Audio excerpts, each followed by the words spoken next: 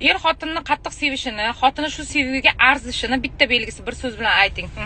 O'sha xotinga qaraganingizda ichki kiyimi zo'rini kiyadi. Tepasi bilan pasini bir xilini kiyadi.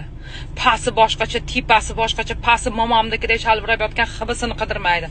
Zo'ridan kiyadi, mushnisidan kiyadi. O'sha narsadan bilinglar.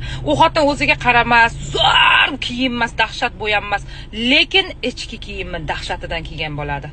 O'sha xotinni uyiga borsanglar, spalnisi alohida maskan bo'ladi, bolalar xonasi emas. Spalnisiga kirganingizda atir hidi keladi, chiroyli pastellar solingan bo'ladi. Shkafini ochganingizda har xil pinoarlar, ichki kiyimlar, o'zini sevuvchi narsalar turgan bo'ladi. Gapimga javob. Keyin er xotin ko'p tortishib urushadi. Chunki bir-birini sevadi-da. Ichki kiyimni zo'ridan kiyish kerak. Ham o'zinglarni sevasizlar, ham eringlar sevadi sizlarni. Bu isbotlangan narsa qizlar. Ham baxtli his qilasizlar, ichingizdan baxt garmoni ishlab chiqazadi. Pastga atmetga qildim.